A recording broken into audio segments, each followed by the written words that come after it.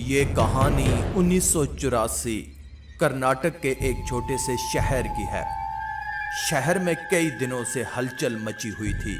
रोज रात में शहर का कोई ना कोई मर्द घर से गायब हो रहा था।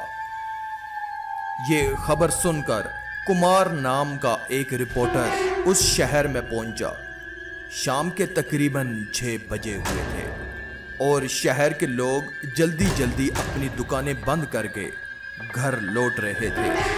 कुमार ने देखा कि हर घर के बाहर कर्नाटका में नालेवा यानी कल आना ऐसा लिखा हुआ है। उसने वहां पर एक पुजारी को रोककर पूछा कि इस शहर में ये सब क्या हो रहा है। उस पुजारी ने उसे बताया कि इस शहर में एक लाल साड़ी वाली चुड़ैल घूम रही है। वो रोज रात में घर घर जाकर जोर से दरवाजा खटखटाती और घर के अंदर जो भी मर्द है उसका नाम पुकारती है। कोई भी आदमी उसकी आवाज को नजरअंदाज नहीं कर सकता और दरवाजा खोल देता है। कहते हैं वो चुड़ैल उस मर्द को अपने वश में करके कहीं दूर ले जाती है और मार देती है।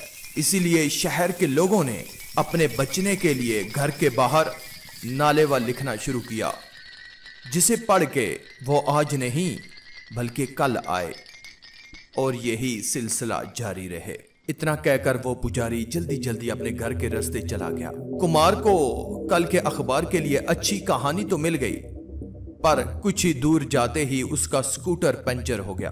अंधेरा हो चुका था और सब लोग अपने घर के अंदर जा चुके थे। अचानक से कुमार को लगा कि उसके आसपास कोई है, तो वो स्कूटर लिए तेजी से आगे चलने लगा। किसी ने बहुत ही मध्यम आवाज में उसका नाम पुकारा, कुमार कुमार कुमार कुमार। कुमार ने जैसे ही स्कूटर के शीशे की तरफ देखा तो वो स्कूटर वहीं छोड़कर बहुत तेजी से आगे भागा।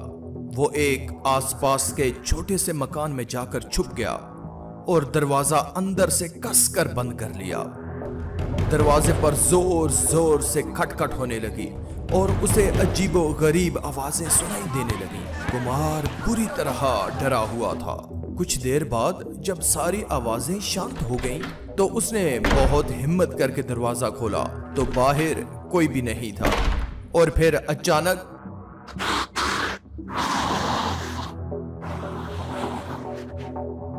सुबह हुई तो कुमार उसी घर में बेहोशी की हालत में पड़ा मिला। वो दिन था और आज का दिन है। कुमार को कभी समझ नहीं आया कि उस रात उसके साथ आखिर हुआ क्या था। शहर के लोगों ने कहा कि वो इस शहर का नहीं है, शायद इसलिए बच गया है।